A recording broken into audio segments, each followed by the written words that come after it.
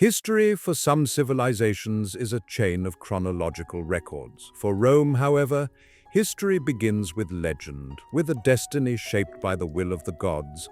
On the banks of a mist-covered river, the sun has not yet risen over the heart of the Italian peninsula. The Tiber River flows slowly, its surface veiled in fog. The boundary between water and sky seems to have vanished. On both sides of the river, hills rise as indistinct shadows in the darkness. These lands, known today as Rome, are not yet filled with the sounds of stone roads, arches, and legions. This is still a world ruled by nature, where human settlements are fragile and uncertain. Ancient Italy is a politically fragmented land. In the north, the Etruscans stand out with their advanced cities, engineering knowledge, and complex religious rituals. In the south, Greek colonies carry Mediterranean culture, trade, and thought. In the central regions live the Latin tribes, small villages, tribal bonds, local gods, and endless struggles. At the very center of this world lies Latium. What makes Latium special is not only its fertile soil. The region sits at the crossroads of natural routes of passage. The Tiber River forms a natural trade artery, linking the inland regions to the sea. At the same time, it provides a great defensive advantage. Surrounded by hills, this land is well suited both for protection and for growth. The geographical destiny that would one day enable Rome's rise was inscribed into this land from the very beginning. Yet, for the Romans, the question of origins cannot be explained by geography alone. They do not believe themselves to be an ordinary people. The birth of Rome is a destiny shaped by the will of the gods. For this reason, Rome's story begins long before Rome itself, in a fallen city on a night filled with flames, Troy. According to legend, when the Trojan War ends, the city falls, the Greek armies claim victory, the walls are torn down, and the streets are set ablaze. But the gods do not allow Troy to be completely destroyed. The Trojan prince Aeneas is the son of the goddess Aphrodite, and his fate is to survive. He lifts his elderly father Anchises onto his shoulders, takes his young son Ascanius by the hand, and escapes the burning city. This scene would become one of the most sacred images in Roman mythology. Aeneas's journey is long and filled with suffering. He is cast adrift across the Mediterranean, battles storms, and endures the trials of the gods. Even his love for Queen Dido of Carthage cannot stand in the way of destiny. The gods command him to go to Italy, for from his bloodline a people destined to rule the world will be born. Aeneas eventually reaches the shores of Latium. There he fights local tribes, forges alliances, and settles. His descendants found a city called Alba Longa. Alba Longa becomes one of the most important centers of the Latin world before Rome. Yet it too cannot escape struggles for power. The rightful king, Numitor, is overthrown by his brother Amulius. To secure his rule, Amulius devises a ruthless plan. Numitor's male descendants are killed. His daughter, Rhea Silvia, is forced to become a Vestal virgin. Vestal virgins swear vows of chastity. Thus, Numitor's bloodline is meant to end. But myths are filled with gods who disrupt human plans. The god of war, Mars, unites with Rhea Silvia. From this union, twin sons are born, Romulus and Remus. This birth is not merely a family event. It is destiny itself. To Amulius, the twins are a threat to his throne. He orders them to be killed. The infants are placed in a basket and cast into the Tiber River. The river is swollen that day, carrying the twins into the unknown. The basket washes ashore at the foot of the Palatine Hill. Here unfolds one of the most powerful scenes of Roman legend. A she-wolf finds the crying infants and nurses them. In Roman culture, the wolf is not merely an animal. It is a symbol of strength, savagery, and the will to survive. Later, a shepherd named Faustulus finds the twins and raises them with his wife. Romulus and Remus grow up not in palaces but in the countryside, under harsh conditions. They live among shepherds, fight, grow strong, and learn leadership. In their youth, their courage and charisma influence those around them. One day, during a conflict, Remus is captured and taken to Alba Longa. This event reveals the truth. Numitor recognizes his grandsons. Romulus and Remus rise up against Amulius. With the support of the people, Amulius is killed and Numitor is restored to the throne. But for the twins, Alba Longa now belongs to the past. They wish to found a new city on the lands where they were raised, by the banks of the Tiber. Yet, a dispute arises between the brothers. Where should the city be built? Romulus chooses the Palatine Hill. Remus favors the Aventine Hill. To discern the will of the gods, they observe the flight of birds. The omens are interpreted differently. Tension steadily grows. Eventually, the conflict reaches a point of no return. As Romulus draws the sacred boundaries of the city on the Palatine Hill, Remus leaps over them. This act is a violation of the sacred order. In a moment of rage and destiny, Romulus kills his brother. Fratricide is etched into the very moment of Rome's birth. According to legend, the city is founded in 753 BCE. Romulus becomes Rome's first king and gives the city his name. This date is less a historical certainty than a symbolic beginning. Rome is born as a small settlement, yet its gates are open. Refugees, fugitives, and the outcasts of society are welcomed. From its very birth, Rome displays a character compelled to grow. The legend of Romulus and Remus forms the foundation of Roman identity. The Romans see themselves as a people descended from the gods, chosen by fate. Like the children nursed by a wolf, Rome will grow strong through hardship, standing firm even when surrounded by enemies. As the mist slowly lifts from the Tiber River, a small city rises on the Palatine Hill. No one yet knows it, but this humble beginning is the first step of a power that will change world history. Rome has been born, and this birth is sealed with legend, blood, and destiny. Rome may have been born from legend, yet becoming an enduring power required passing through a dark, harsh, and instructive era ruled by kings. This period would grant Rome order, discipline, and ultimately the idea of freedom. When Rome was founded, this new city rising on the Palatine Hill was still fragile, surrounded by hostile tribes, sparsely populated, and uncertain of its future. The city established by Romulus needed a strong leader and a strict system to survive. Thus began the first political era in Roman history, the regal period. According to traditional Roman accounts, this era was ruled by 7 kings. Each of them added a different stone to Rome's identity. With every reign, the city grew a little larger, became a little harsher, and a little more institutionalized. The first king was Romulus, the founder of the city. Romulus was not only a leader, but also a warrior and a lawgiver. Rome's earliest political and military structures began to take shape during his reign. He divided the people into groups called curiae and established a council made up of their representatives. This body was the earliest form of what would later become the powerful Senate. One of Romulus's greatest challenges was Rome's demographic imbalance. The city had an excess of men and too few women, threatening its future.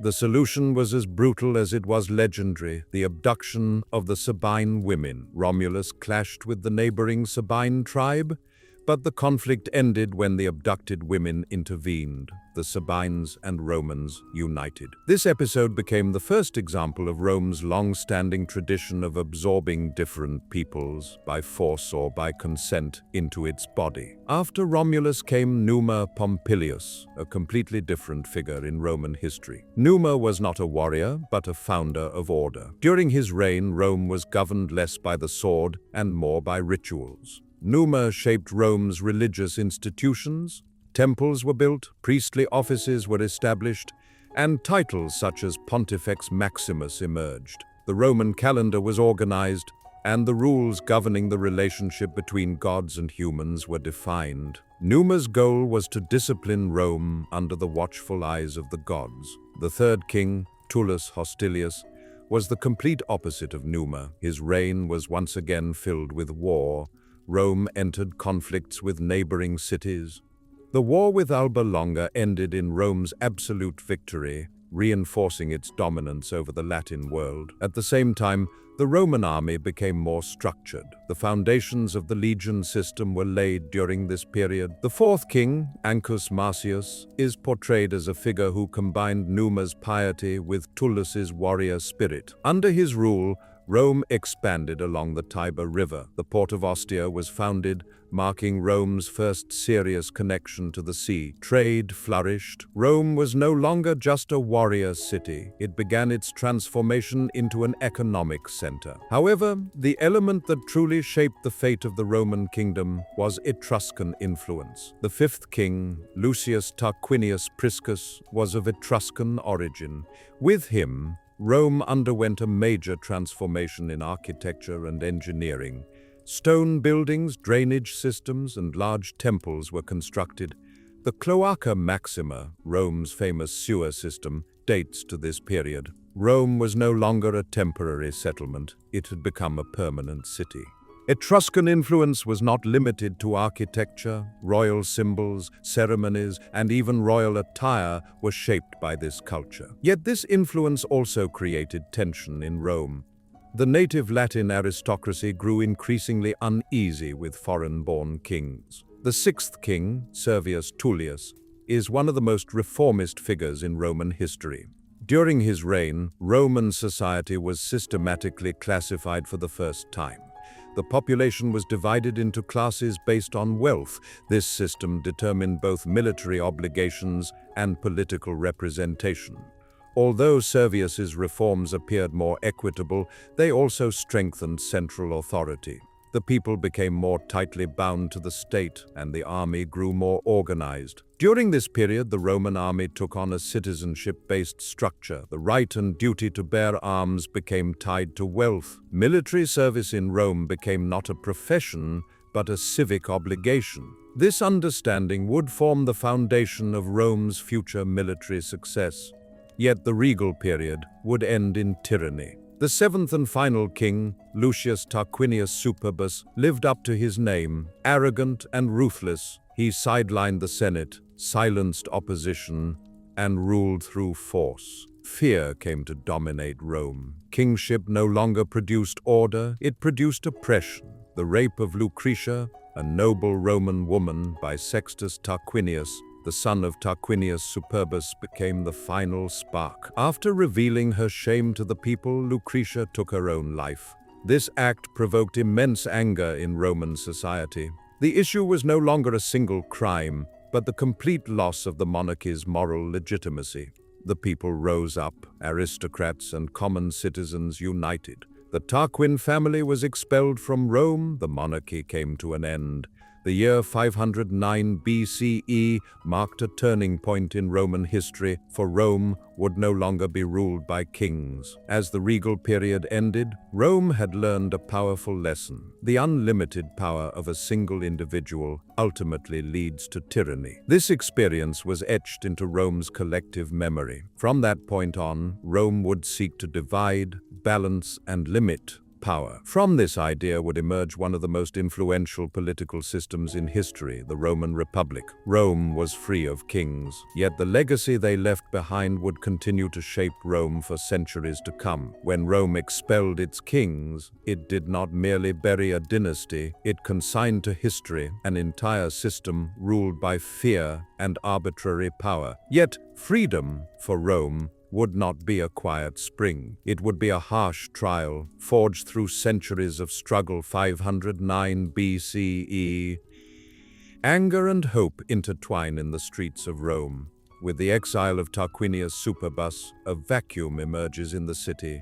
This void is filled not with chaos, but with a conscious decision. The Romans swear never again to submit to the will of a single king. This oath becomes the cornerstone of the Roman Republic. The new order is called res publica, the public thing, that which belongs to the people. But this concept is not a democracy in the modern egalitarian sense. The Republic is a complex system in which power is divided, balanced, and constantly reshaped through conflict. For the Romans, the true goal is not the pursuit of freedom itself, but the prevention of tyranny forever. For this reason, supreme executive authority is entrusted not to one person, but to two consuls. The consuls are elected annually, their terms strictly limited, and they possess the power to veto one another. One consul can halt the actions of the other. This deliberate balance lies at the heart of Roman politics. Power must be restrained. The consuls serve as commanders-in-chief of the army. They declare war, manage peace, and enforce the laws. Yet even in wartime, their authority is not unlimited. The Republic devises temporary solutions even for extraordinary circumstances. Dictatorship in Rome is not boundless tyranny, but a strictly limited authority, accountable and lasting no more than 6 months. Even this reflects Rome's deep caution toward power. The true continuity of the Republic lies in the Senate. The Senate is Rome's memory. Composed of former magistrates, it is dominated by the aristocratic class. Officially, it offers only advice, but in matters of foreign policy, finance, and war, real power often rests in senatorial hands. In Rome, unwritten traditions, the mos maiorum, the customs of the ancestors, are as binding as written laws. The Senate is the guardian of these traditions. Alongside this stands the popular assemblies, in which citizens participate directly. In these assemblies, citizens vote, pass laws, and elect officials. Yet equality is absent here as well. Votes are weighted by wealth and class. The voices of the rich carry greater power. By its very nature, the Republic preserves elite dominance. It is precisely this inequality that gives rise to the longest and most decisive internal struggle in Roman history, the conflict of the orders between patricians and plebeians. The patricians are Rome's founding noble families. They control religious offices, high state positions, and legal privileges. The plebeians, by contrast, constitute the vast majority of the population: farmers, soldiers, artisans. They fight for the state and pay taxes, yet have almost no say in decision-making. This situation becomes especially explosive during times of war. Plebeian soldiers returning from long campaigns fall into debt. They lose their land and even descend into debt slavery. The very class that defends Rome is being crushed by it. Reaction is inevitable. On several occasions, the plebeians collectively abandon the city. This form of passive resistance is known as the secessio plebis. Rome's economy and army grind to a halt. The patricians are forced to make concessions. Thus emerges a revolutionary office in Republican history: the tribune of the plebs. The tribunes are elected by the plebeians and are considered sacrosanct. Even touching them is a crime. Most importantly, a tribune can veto the decision of a patrician magistrate. For the first time in Rome, the lower classes gain genuine political power. The Republic is no longer solely a game for the nobility. Yet the problem is not only representation, it is also law. Laws are unwritten, based on tradition, and interpreted by patricians. For plebeians, justice is uncertain and arbitrary. Thus, the plebeians demand written laws. The result is one of the most important turning points in Roman history: the Law of the 12 Tables. Prepared around 450 BCE, these laws constitute Rome's first written legal code. They are displayed in the Forum for all to see. Property rights, debt relations, family order, punishments, and court procedures are clearly defined. Full equality is not achieved, but legal arbitrariness is largely eliminated. This marks the birth of Roman law. The idea that would later shape European legal systems for centuries takes root here. The law must be visible and binding for all. The Republic produces not only institutions but also a moral system. For the Romans, the ideal citizen does not place personal interest above the state. This ethos is expressed through Latin concepts: disciplina, discipline; obedience, order; virtus, courage; honor, determination in war; pietas, loyalty to the gods, family, and state. These values form the backbone of Roman society. The Roman army is shaped by this morality. Citizen soldiers are not professionals, they fight out of duty. The legions are disciplined and flexible. Obedience to commanders is absolute. Order is sacred. During the Republican period, Rome gradually conquers the Italian peninsula. Yet Rome's approach to conquest is not based on destruction, but on transformation. Defeated peoples are not completely excluded. Some are granted full citizenship, others limited rights. Roman citizenship becomes one of the most valuable identities in the ancient world. Thanks to this flexible policy, Rome establishes lasting dominance over all of Italy. Rome is no longer merely a city-state.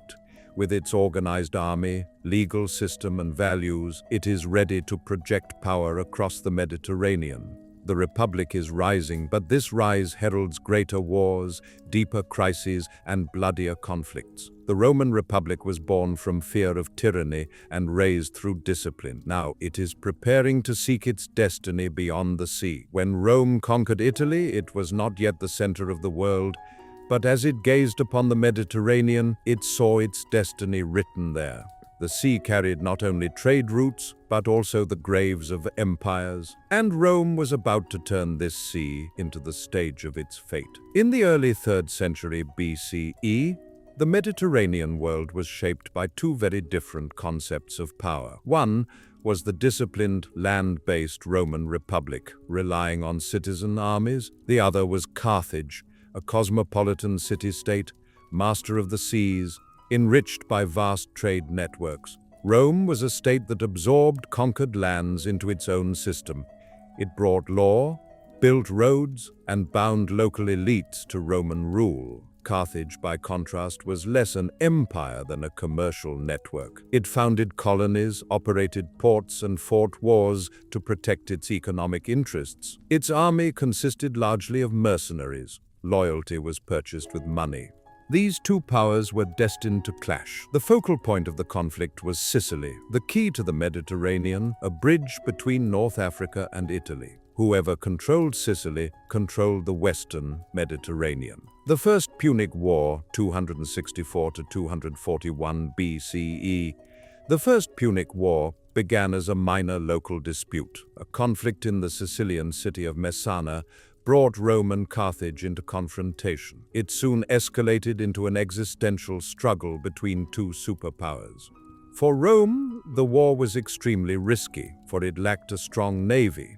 Carthage, by contrast, was a civilization of seasoned sailors. The Mediterranean was Carthage's natural domain. Rome's response perfectly reflected its character. Adaptation. Using a captured Carthaginian ship as a model, Rome built hundreds of warships. To turn naval combat in its favor, it developed the corvus, a boarding bridge that allowed Roman soldiers to grapple enemy ships and turn sea battles into land fights. The close combat superiority of the legionnaires thus became effective at sea. The war dragged on for years. Storms repeatedly destroyed Roman fleets. Thousands of soldiers drowned. Yet Rome did not give up. It persisted, rebuilt, and tried again. This determination ultimately paid off. In 241 BCE, Carthage accepted defeat. Sicily became Rome's first overseas province. Carthage was forced to pay heavy reparations. Rome was no longer just an Italian power. It had stepped onto the Mediterranean stage.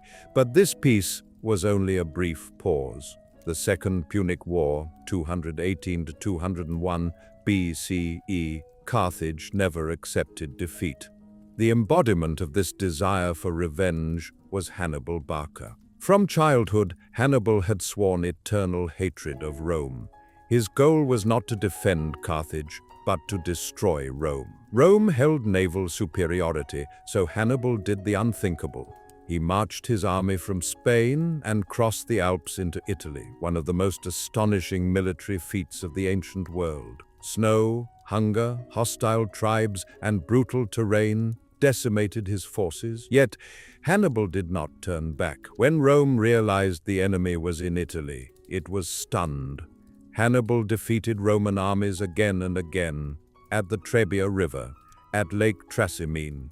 Each victory further shook Rome's confidence. The catastrophe peaked at the Battle of Cannae. In 216 BCE at Cannae, Rome suffered one of the most devastating defeats in military history. Hannibal encircled the Roman army in a double envelopment. Nearly 50,000 Roman soldiers were killed. Senators, consuls, veteran commanders, all left on the battlefield. This defeat could have meant the end of Rome. But Rome did not surrender. The city went on the defensive. New armies were raised. Rome avoided direct confrontation with Hannibal, instead pursuing a war of attrition. The strategy was slow but effective. Rome worked tirelessly to keep its allies loyal. The system had not collapsed. Meanwhile, a new leader rose in Rome, Publius Cornelius Scipio. Scipio changed Rome's strategy. Realizing the war could not be won in Italy, he attacked Carthaginian bases in Spain, then made a bold move by landing in North Africa. Carthage was forced to recall Hannibal from Italy. In 202 BCE, the Battle of Zama took place. Hannibal and Scipio faced each other in a final reckoning. This time, Rome emerged victorious. Hannibal was defeated. Carthage surrendered. Scipio was granted the title Africanus. Rome became the undisputed power of the Mediterranean. The Third Punic War, 149 to 146 BCE, Carthage was no longer a military threat, but it was recovering economically. This recovery turned into fear in Rome. A conviction gained strength in the Senate. Carthage had to be destroyed completely. The most fervent advocate of this idea was Cato the Elder, who ended every speech with the same words, Carthago delenda est. Carthage must be destroyed. The Third Punic War was not a defensive war, but a deliberate campaign of annihilation. Roman armies besieged Carthage. The city resisted for years. Fighting raged street by street, house by house. In 146 BCE, Carthage fell. The city was burned and razed. The survivors were enslaved. Carthage was erased from the map, never to be rebuilt. When the Punic Wars ended, Rome was the absolute master of the Mediterranean. Mare Nostrum, our sea, was no longer a claim but a reality. Yet these victories had transformed the Roman Republic from within. Wealth poured into Rome, slave labor spread, small farmers were ruined, and generals amassed immense power. The delicate balance of the Republic began to fracture. Rome had won, but that victory had also opened the road to the Republic's collapse. The Mediterranean now belonged to Rome, but Rome was only just beginning to pay the price of greatness. The crisis of the Republic. When the Roman Republic became the master of the Mediterranean, it rose to become one of the most powerful states in history. But this power did not bring harmony or balance. Instead, it fueled inequality, violence, and the hunger for personal authority. The Republic was no longer fighting foreign enemies. It was confronting the problems it had created itself. After the Punic Wars ended, vast wealth flowed into Rome, transforming the Republic beyond recognition. Spoils of war, slaves, and new lands made the Roman elite unimaginably rich, while much of the population sank into poverty. The small farmer class, which had formed the backbone of Roman society for centuries, rapidly collapsed. Long military campaigns left fields neglected and debts unpaid. Soldiers returning from war often found their land lost or absorbed by powerful aristocratic families. A new agricultural system emerged. Vast estates known as latifundia. These were worked by cheap, endless slave labor, leaving small farmers unable to compete. This was not merely an economic problem.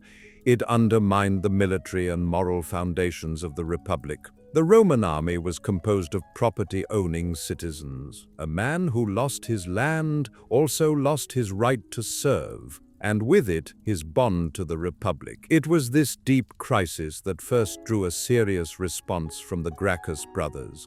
The Gracchi, the price of reform. When Tiberius Sempronius Gracchus was elected tribune of the people in 133 BC, Roman politics reached a breaking point. Tiberius openly opposed the concentration of public land in the hands of a few aristocratic families. His proposal was simple, yet revolutionary. Public land would be redistributed to landless citizens. His goal was not only social justice. Tiberius sought to rebuild the military foundation of the Republic, but to the Senate, this reform threatened both economic interests and political dominance. By bypassing the Senate and appealing directly to the popular assemblies, Tiberius violated Roman political tradition. The crisis deepened. Debate turned into street violence. Tiberius and his supporters were beaten to death by senatorial factions. This marked a grim first in Roman history. Political reform had been crushed through open murder. Years later, his brother Gaius Gracchus expanded the reforms even further. He introduced grain laws to support the poor, curbed corruption in the provinces, and even proposed granting Roman citizenship to Italy's allies. For the Roman aristocracy, this was unacceptable. Citizenship was Rome's most sacred privilege. Like his brother, Gaius was silenced through violence. He was killed in 121 BC. The fate of the Gracchi established a new rule in Roman politics. Those who demanded reform would not survive. Slave revolts and Spartacus. The Republic's crisis extended beyond its citizens. Rome's economic power rested on the labor of millions of slaves, people treated not as humans but as property. This system stored up a vast suppressed rage. That rage exploded in the revolt of Spartacus. In 73 BC, Spartacus escaped from a gladiator school in Capua and soon gathered tens of thousands of slaves around him. He was not merely a fugitive. He was a disciplined leader with real military talent. Roman armies were defeated again and again. The revolt terrified Rome. For the first time, slaves had become an organized, conscious, and prolonged threat. The Republic realized how fragile its economic order truly was. The uprising was crushed. Spartacus was killed. Thousands of slaves were crucified along the roads. But this brutality solved nothing. It only revealed how dependent the Republic had become on violence. Marius and Sulla, the army breaks from the Republic. The most dangerous development undermining the Republic was the transformation of the army. The traditional Roman army had consisted of land-owning citizens, but that system no longer worked. The man who filled this void was Gaius Marius. He opened the army to landless citizens. The state provided weapons, paid wages, and promised land upon retirement. The army became professional. Militarily, Rome grew stronger. Politically, the cost was fatal. Soldiers no longer owed loyalty to the state, but to their commanders. Their futures depended not on the Senate, but on generals. This was a deadly fracture for the Republic. Marius's rival, Lucius Cornelius Sulla, embodied this new order in its most brutal form. Their rivalry plunged Rome into civil war. Sulla marched his army on Rome itself, an unthinkable act. After seizing power, Sulla declared himself dictator. He published lists of enemies to be executed and confiscated their property. Republican institutions still existed on paper, but they lived under the shadow of military force. When Sulla stepped down, he claimed to have saved the Republic. What he truly left behind was this legacy. Violence was now a legitimate political tool. The rise of a culture of civil war politics in Rome was no longer shaped by law or tradition, but by the sword. The people rallied around generals while the Senate faded into irrelevance. The Republic remained standing only as a shell, empty inside. This was the birth of Rome's culture of civil war. Problems were no longer solved through compromise, but through force. Republican ideals were still spoken aloud, but in practice, power belonged to whoever held the army. Rome had entered a path with no return, and that path would soon converge under the shadow of a single name. The Republic was in crisis. The question now was simple. Would Rome preserve its freedom or surrender to a master? For centuries, the Roman Republic had divided, balanced, and limited power to avoid kings. But now, all those mechanisms were melting away before a single truth. The Republic could no longer govern an empire-sized state, and the vacuum would not be filled by ideals but by men. By the mid-1st century BC, the Republic still existed in form.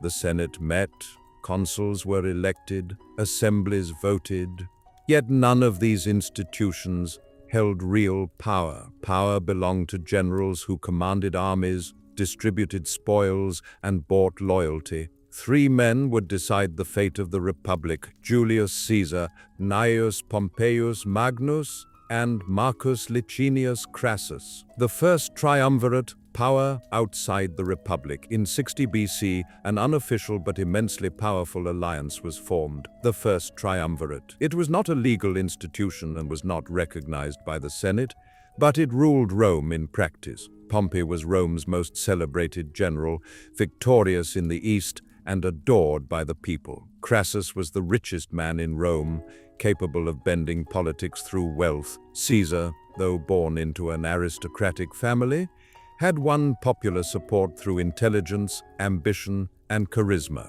Together they bypassed the Senate's resistance and supported each other's ambitions. Republican institutions became irrelevant under the shadow of this personal alliance. Rome was now governed not by laws, but by deals. Julius Caesar and the Gallic Wars. Through the triumvirate, Caesar was appointed governor of Gaul in 58 BC. This position gave him military command and long-term immunity. For Caesar, Gaul was not merely a province, it was the road to power. The Gallic Wars lasted 8 years. Caesar conquered vast territories covering modern France, Belgium, and parts of Germany. He crushed rebellions and pushed Rome's borders to the Rhine. But the true reward was not land, it was loyalty. The legions became devoted to Caesar. They grew rich with him and survived with him. His detailed reports to Rome turned every victory into propaganda. To the people, Caesar became a hero. Meanwhile, Rome changed. Crassus was killed during a disastrous campaign against Parthia. The triumvirate collapsed. Pompey aligned himself with the Senate. Caesar remained far away at the head of his army. The Republic split between 2 men, Rubicon, the point of no return. The Senate ordered Caesar to disband his army and return to Rome as a private citizen. For Caesar, this meant political death. He would lose immunity and face prosecution. A decision had to be made. In 49 BC, Caesar reached the Rubicon, a small river in northern Italy. Roman law forbade a general from crossing it with armed troops. This line was the Republic's final defense. Caesar crossed it. This was not just a military move, it was an open challenge to the Republic. According to tradition, Caesar declared, "Alea iacta est," the die is cast. There was no turning back. Civil war between Caesar and Pompey, civil war erupted. Pompey, backed by the Senate, withdrew east. Caesar entered Rome with little resistance and pursued his rival. Fighting spread from Spain to Greece. The decisive battle came in 48 BC at Pharsalus. Despite superior numbers, Pompey was defeated. His army collapsed. Pompey fled to Egypt, where he was murdered for political advantage. His severed head was presented to Caesar, a chilling symbol of how ruthless Roman civil wars had become. Caesar now stood alone, dictatorship. The Republic as an empty shell. After victory, Caesar returned to Rome and was granted extraordinary powers. First temporarily, then for 10 years, and finally for life. Officially, the Republic still existed. In reality, Rome was ruled by one man. Caesar enacted reforms. He reorganized debt, reformed the calendar, improved provincial administration, and expanded citizenship. Much of the population supported him, but to the Senate, Caesar represented the death of the Republic. The greatest fear was this: would Caesar become king? In Roman memory, kingship meant tyranny. Even if Caesar refused a crown, his power made the gesture meaningless. The Ides of March. The Republic's final breath, March 15, 44 BC, the Ides of March. A group of senators led by Brutus and Cassius believed they were saving the Republic. Their plan was simple: kill Caesar and restore freedom. During a Senate meeting, Caesar was stabbed more than 20 times. Tradition says that when he saw Brutus, his final words reflected the pain of betrayal. Caesar was dead, but the Republic was not saved. Instead, Rome descended into chaos, because Caesar was not the problem. The problem was that the Republic itself no longer worked. The social and political foundations that once sustained it had already collapsed. The end of Republican ideals. Caesar's death marked the end of Republican ideals. The Senate no longer commanded the loyalty of the people or the army. Generals had become political leaders. Power had shifted from institutions to individuals. Rome might still look like a republic, but it would never truly be one again. The stage now belonged to a new generation, heirs to Caesar's legacy. They would bring peace to Rome, but only by exacting the price of freedom. The republic was dead, but Rome would live on in another form.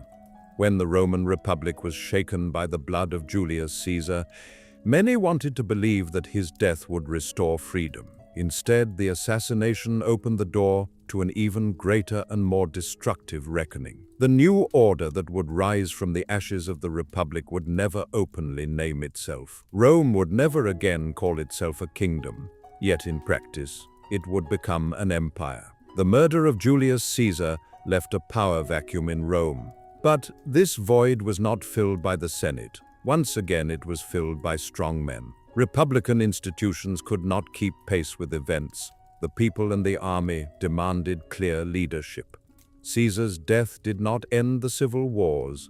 It began a new era of them. Out of this chaos emerged three figures: Marcus Antonius, Marcus Aemilius Lepidus, and Caesar's adopted heir, the barely 20-year-old Gaius Octavius. The second triumvirate, open dictatorship. The second triumvirate, formed in 43 BC, differed sharply from the first. This time the alliance was not secret, it was official. It was approved by the Senate and granted extraordinary powers. Its stated purpose was to punish Caesar's assassins. In reality, it meant the legal suspension of the Republic. The triumvirs issued prescriptions. Lists of enemies were published. Those named were to be killed and their property confiscated. Rome was once again flooded with blood.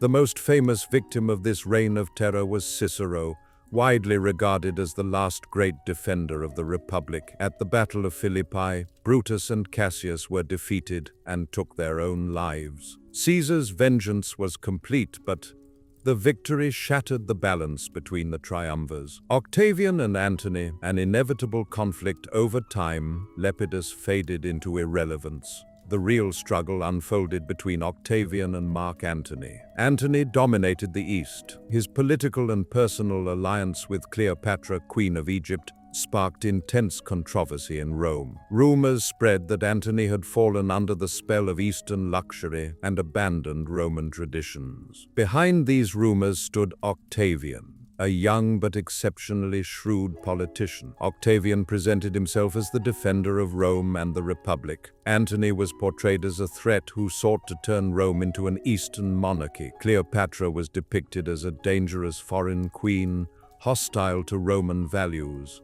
The propaganda war was won before the real war even began. The Battle of Actium, the end of an era. In 31 BC, a decisive naval battle was fought off the coast of Actium in Greece. Octavian's fleet faced the combined forces of Antony and Cleopatra. This was not merely a clash of ships, it was a collision of world views. On one side stood Roman discipline and centralized order. On the other, Eastern wealth and personal rule. Octavian emerged victorious. Antony and Cleopatra fled to Egypt. Soon after, both took their own lives. Egypt became the personal possession of Rome, and Octavian stood as the sole, unrivaled power of the Roman world.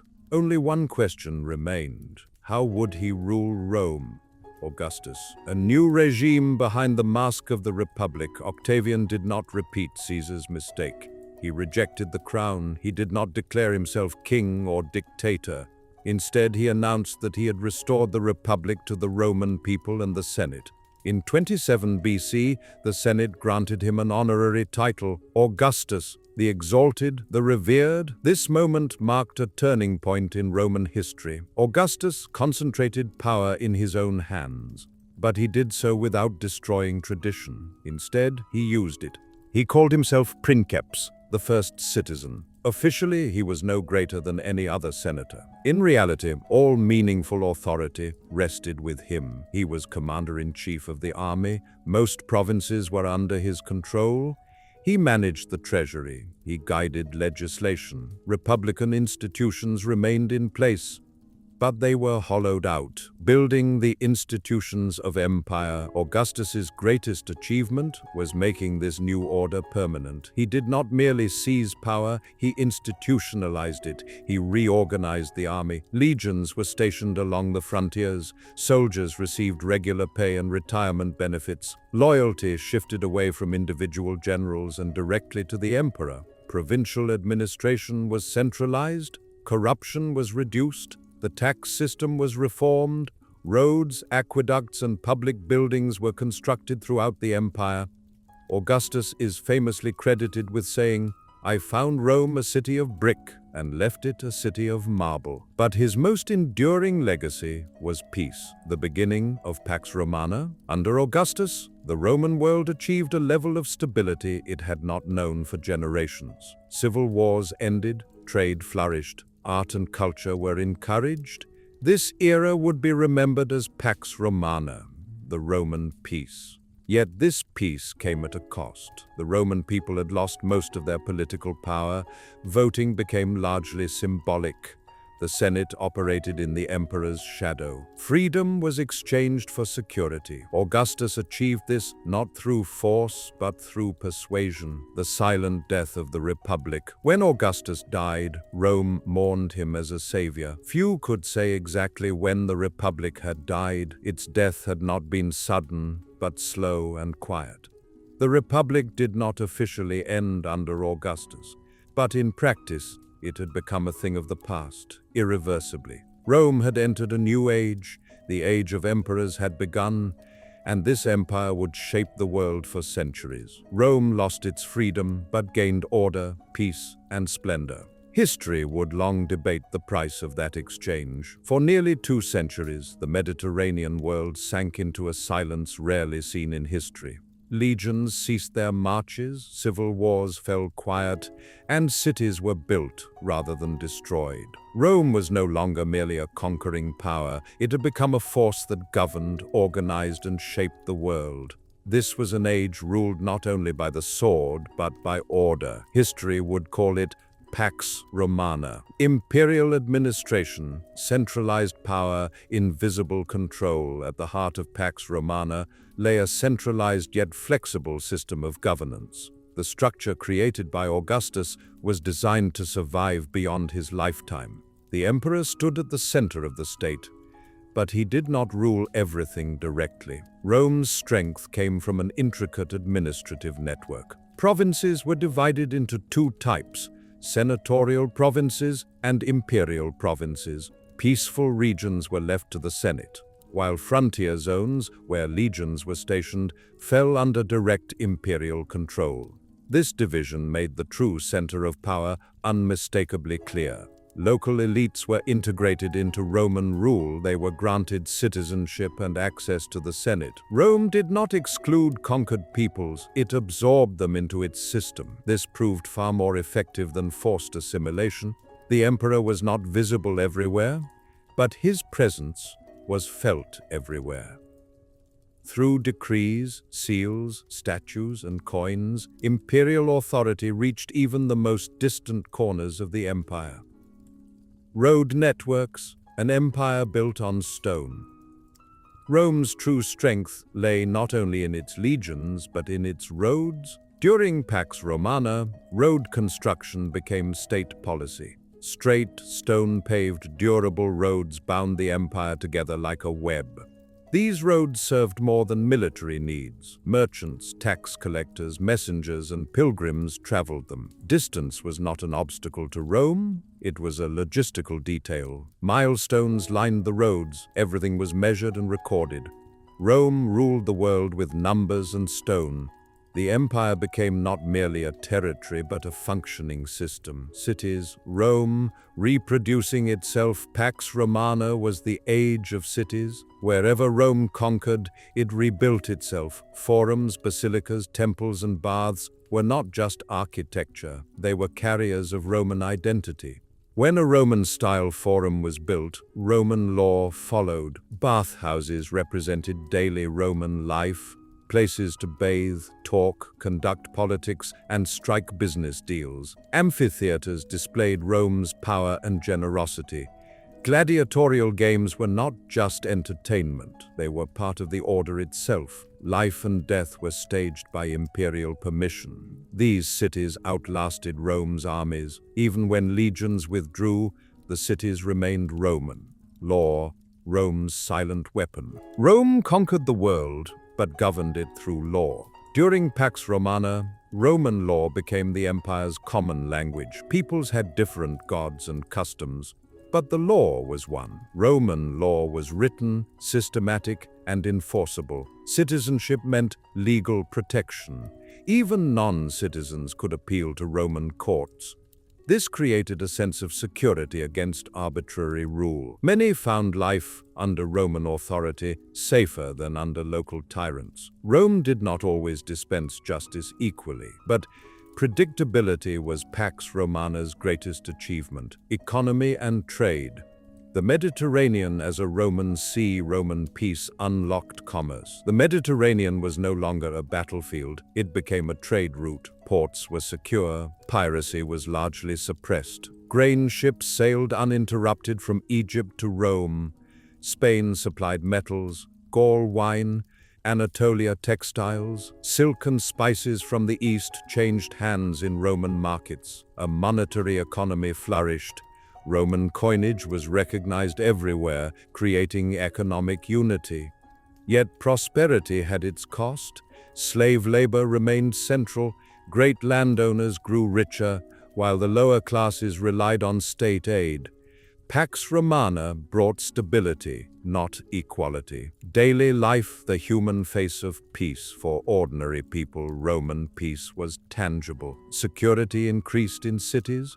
Trade, travel, and transport became possible. The populace was supported with grain distributions and distracted by grand spectacles. Gladiatorial games, chariot races, and theater eased social tension. Society was patriarchal. Women lacked political power but held influence within households and social networks.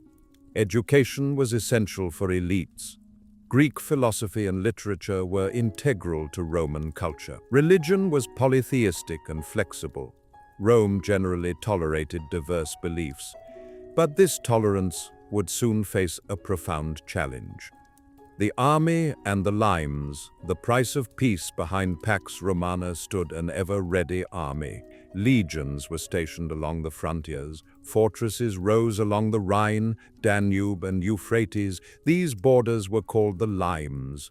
They were not just defensive lines, but contact zones between Rome and the barbarian world. Trade flowed here, cultures met, the army was disciplined, standardized, and hierarchical. This kept Rome strong for centuries, but at a great cost. Maintaining the army was Pax Romana's greatest expense. The fragility of Pax Romana Roman peace was not perfect. Revolts occurred, succession crises erupted, borders were tested, but strong emperors kept the system intact. The danger was this: the system depended on individuals. A weak emperor could destabilize everything. Over time, these weaknesses accumulated. Pax Romana was Rome's peak, and every peak is also the beginning of descent. Rome brought peace to the world, but that peace lived in the shadow of the sword, and shadows, inevitably, grow longer. Emperors and the human face of power. With the Pax Romana, the Roman Empire had become the largest, richest, and most orderly political structure the world had ever seen. Yet at the top of this immense machine stood no longer the Senate nor the people, but a single man. Although the empire appeared to rest on institutions, its fate increasingly depended on the emperor's character, intellect, fears, and desires. This chapter reveals the human face hidden behind Rome's marble statues. The dynastic problem: power becomes a bloodline. Augustus left no clear system of succession. Rome still feared the idea of kingship, yet in practice, power began to pass through bloodlines. This contradiction became fully visible during the reign of Rome's first imperial dynasty, the Julio-Claudians. Tiberius, Augustus's adopted son, was an exceptionally capable military commander.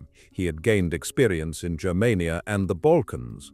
But when he inherited power, Rome no longer needed conquest. It needed stability. Tiberius provided that stability, but at a high cost. He distrusted the Senate and feared conspiracies. Governance increasingly relied on accusations and informants. Charges of treason against the emperor became political weapons. Fear quietly settled over Rome. Tiberius's retreat to the island of Capri symbolized not only his isolation, but the emperor's physical withdrawal from the city itself. The empire stood, but it had grown cold. Caligula, the madness of absolute power. Caligula marked a turning point in Roman history. Young, charismatic, and initially beloved, he quickly became a symbol of what absolute power can do to the human mind. He equated himself with the gods, humiliated the Senate, and spent state wealth on personal spectacles. Rome remained stable but utterly unpredictable. No one knew what tomorrow would bring, and uncertainty is an empire's greatest enemy. When Caligula was assassinated by his own guards, no one mourned him. This was telling. Legitimacy cannot survive on fear alone. Claudius, the underestimated Emperor Claudius, who followed Caligula, defied Roman prejudices. Physically disabled and widely underestimated, he proved to be a disciplined and hard-working ruler. He reorganized the bureaucracy, strengthened provincial administration, expanded Roman citizenship, and began the conquest of Britain. Claudius understood that the empire could not be governed from the center alone. It had to be managed through the provinces. His greatest weakness, however, was palace intrigue. His wife Agrippina gradually neutralized him to secure the throne for her son, Nero. Claudius's death revealed a grim truth. Even the emperor was no longer safe within his own palace. Nero, art, cruelty, and collapse. Nero is one of the most complex figures in Roman history. Labeling him simply as a mad emperor is insufficient. In his early years, he showed promise. Guided by intellectuals like Seneca, he lowered taxes and sought cooperation with the Senate. But over time, Nero's inner world could not withstand power. His obsession with art eclipsed state affairs. He craved applause. He wanted to be loved. Criticism became treason. The Great Fire of Rome became the symbol of his reign, not merely a physical disaster, but a moral collapse. Nero's persecution of Christians marked a turning point. Religious difference became a perceived threat, foreshadowing conflicts yet to come. When Nero committed suicide, Rome lost not just a dynasty, but an illusion. The Flavians, military realism. The civil war that followed Nero taught Rome a harsh lesson. The empire could survive only with the army's support. Vespasian understood this. He was not an aristocrat, but a soldier. His rule was pragmatic, strict, and realistic. He restored financial discipline, stabilized the provinces, and governed through solutions rather than ideals. His son Titus stood out for his humanity. He stood with the people during disasters. Though his reign was brief, he was remembered with rare affection. Domitian, however, returned to authoritarian rule.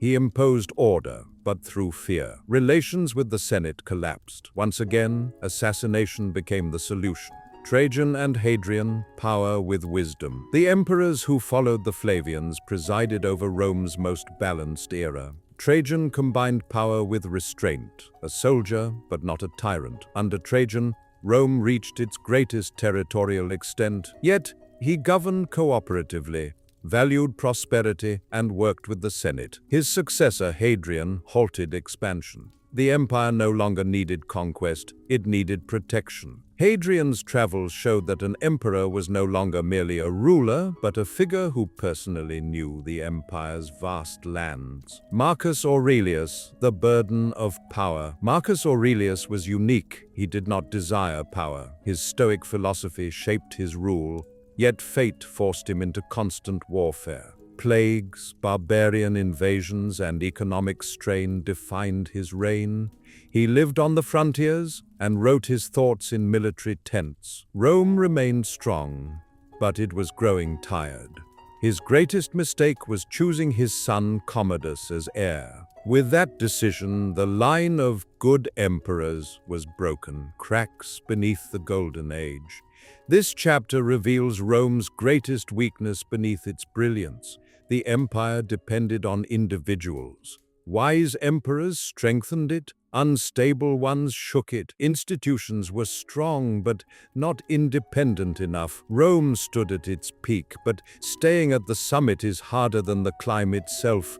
Rome's human face was as fragile as it was magnificent, and that fragility would slowly push the empire toward a new age. The rise of Christianity. For centuries, Rome lived with its gods. Temples stood at city centers, emperors were honored alongside deities, and polytheism was woven into imperial life. Yet within this world, a quiet and invisible faith was taking root. What began as a small Jewish sect would eventually transform not only Rome's religion, but its soul. Early Christians, an invisible threat. Christianity emerged from Judea, a distant Roman province. After Jesus' crucifixion, his followers believed he was the Son of God and had risen from the dead. To Rome, this faith was problematic for several reasons. First, Christians rejected Roman gods, an act seen as political defiance, since religion and state were inseparable. Second, they refused to worship the emperor, which was interpreted as rebellion. Third, Christianity dismissed distinctions of class, ethnicity, and gender. The idea that all were equal before God challenged Rome's rigid hierarchy. Thus, early Christians were viewed as suspicious, secretive, and dangerous. Persecution, faith versus the state. Rome initially did not pursue systematic persecution. Repression was local and sporadic, but as Christianity spread, pressure intensified. The first major persecution occurred under Nero, who blamed Christians for the Great Fire. They were crucified, burned alive, and killed in arenas. Ironically, persecution strengthened Christianity. Martyrdom became central to the faith. Death was not an end, but a passage to God. Later emperors like Decius and Diocletian launched more systematic campaigns. Scriptures were burned, churches destroyed, sacrifices to Roman gods were enforced. Yet Christianity endured, because it offered meaning and hope beyond ritual. Why Christianity appealed to Romans? Christianity spread rapidly among urban lower classes. Slaves, women, the poor, and the marginalized found something Rome lacked: dignity. Where Rome glorified strength, Christianity sanctified suffering. Mercy became virtue. Christian communities formed strong support networks, caring for the sick, feeding the poor, burying the dead. Where the state failed, the church stepped in. Christianity became not just a belief, but an alternative social model. Constantine, the turning point. No moment was more decisive than Constantine's rise. In the early 4th century, Rome was again torn by civil war. Seeking legitimacy, Constantine turned to faith. Legend tells that before the Battle of the Milvian Bridge, he saw a cross in the sky and the words, "In this sign you shall conquer." He won. This victory marked the beginning of a religious transformation. The Edict of Milan, freedom of faith in AD 313.